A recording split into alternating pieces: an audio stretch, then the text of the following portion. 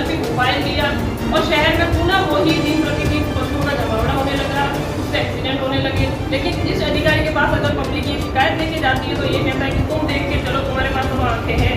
तो ऐसा जवाब आम आदमी को देने वाला अधिकारी आप ही सोचिए किस हद तक वो जा सकता है।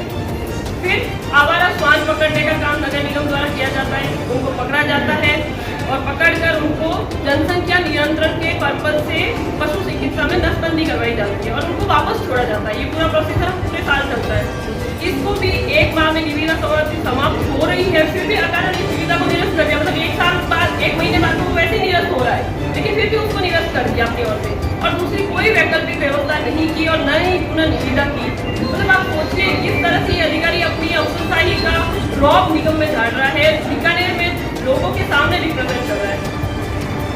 मुख्य बाजारों में जब सफाई व्यवस्था की बात आई थी तो हमारा बीकानेर एक हेरिटेज सिटी के नाम से जाना जाता है। यहाँ पे बहुत से विदेशी सैलानी आते हैं, तो हमने कहा कि कुछ नहीं तो मुख्य मार्गों के लिए हम अगर हमारे पास सफाई कर्मचारी कम है, वार्डों में भी पूरे नहीं हो रहे हैं, तो हम एक संवेदन के माध्यम से 100 कर्मचारी लेके और सब हाईवे पे लगाए थे 25।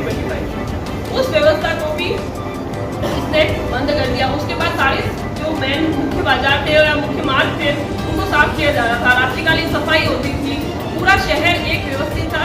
आप सोचिए 6 महीने के पहले का शहर और 6 महीने आज का शहर कितना, मतलब हम डेवलपमेंट की ओर जा नहीं रहे, हम उल्टा जा रहे हैं, रिवर्स में। तो इस व्यवस्था को भी इसने समय अवधि समाप्त होने से पहले ही निरस्त कर दिया।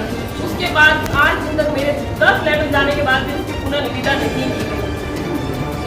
रोड स्वीपर मशीन से सफाई व्यवस्था होती थी, हमारे पास 2 रोड स्वीपर मशीन पहले से थी, 2 अभी हमें सरकार से और मिली है। तो हमने ये एक टेंडर कर दिया था कि हमारे पास अगर पूरा प्रशिक्षित लोग कार्मिक नहीं है तो हम टेंडर के माध्यम से लेंगे और शहर के जो भी हाईवे है उनको सफाई की जाएगी, दुरुस्त किया जाएगा। तो इन्होंने इस रोड स्वीपर मशीन को भी बंद कर दिया, इस निविदा को भी पूरी खत्म होने के बाद नया टेंडर भी नहीं कर रहा और साथ में चारों मशीनों को निगम में खड़ा कर दिया। क्या कहना, और निगम संभालेगा, निगम के पास जब कार्मिक नहीं है तो कैसे निगम करेगा। मेरे 10 बार कहने के बाद भी उन्होंने अभी तक कोई निविदा नहीं की और कहने में आता है कि जब टेंडर करेंगे तो संवेदक खाएगा, इससे अच्छा नगर निगम खाए। मतलब जो भ्रष्टाचार खुलेआम बोल रहा है कि हाँ मैं कर रहा हूँ और निगम में कर रहे हैं, तो उस अधिकारी पे कार्रवाई क्यों नहीं होती। मैं आज आपके माध्यम से सरकार से ये सवाल पूछना चाहती हूँ कि ऐसे अधिकारी क्या राजस्थान में हमारा बीकानेर स्टैंड नहीं करता है। एक हेरिटेज सिटी है, एक बहुत बड़ा शहर है हमारा, जिसको राजस्थान में बहुत अच्छी जगह मिली हुई है, और उस शहर की व्यवस्था इस तरह से एक अधिकारी बिगाड़े और उस पर कोई कार्रवाई नहीं होता। स्वशासन के हमारे जो मेयर है बीकानेर के, उनका कहना है कि शासन पर जनता द्वारा चुना गया जो शासन है उस पर प्रशासन हावी होना चाहता है और प्रशासन के जो यहाँ नुमाइंदे हैं वो जिनका कार्य सहयोग करना होता है वो सहयोग में बाधा उत्पन्न कर रहे हैं। यह कहना है बीकानेर की महापौर सुशीला कंवर साहब का। आइए बातचीत करते हैं उनसे।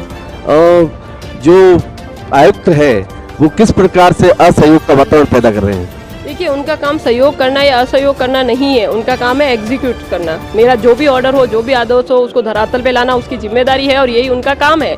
और इस काम को अगर कोई नहीं करता है तो वो अपने जो काम है उसके साथ न्याय नहीं कर रहा है। और कहीं ना कहीं ये अधिकारी संरक्षण में आके अपने आप को इतना तानाशाही रवैया बना रहा है पूरे शहर में, न सिर्फ भारतीय जनता पार्टी के साथ, कार्यकर्ताओं के साथ या पार्षदों के साथ, बल्कि जनता, आम जनता को भी इस तरह से खुलेआम धमकियां देता है। और मैं तो खुले में कहती हूँ कि मंत्री जी का संरक्षण है, इसीलिए ये अधिकारी इतना अपना रौब झाड़ रहा है और तानाशाही रवैया बीकानेर के साथ कर रहा है। तो कहीं ना कहीं इसको रोकने के लिए मैंने बहुत कोशिश की, धरना भी दिया था और रोज आए दिन जयपुर जाती हूँ इसकी शिकायत लेके, लेकिन इस पर कोई कार्रवाई नहीं होती है। महापौर द्वारा इस पे समय समय पे भ्रष्टाचार के आरोप भी लगाए गए, क्या वो कहाँ तक सही है? देखिए, अभी जब मैंने आपको 18 प्रकरण बताए उसमें हर एक में आप देखिए 2-3 बार टेंडर किए गए, 2-3 बार अपनी मर्जी से ही निरस्त किए गए। अब उसके कार्य क्षेत्र में नहीं है फिर भी ऊपर जाके उसने ये काम किए हैं, तो कहीं ना कहीं साफ तौर पे दिखता है कि अपने चहेते ठेकेदार को काम दिलाने के लिए वो भ्रष्टाचार करने के लिए खुलेआम, और जब सारा सिस्टम ऑनलाइन हो गया तो फिर ऑफलाइन काम करने की क्या जरूरत है, तो ऑफलाइन काम करे। तो ये सब भ्रष्टाचार के ही सबूत है। पूर्व में आपने उनके खिलाफ धरना दिया था, राज्य सरकार ने कुछ आश्वासन दिया था, लेकिन फिर भी ये यहाँ मौजूद है, इसका क्या कारण है? इसके पीछे क्या रचित है, कुट रचित रचना है या क्या है, कुछ है?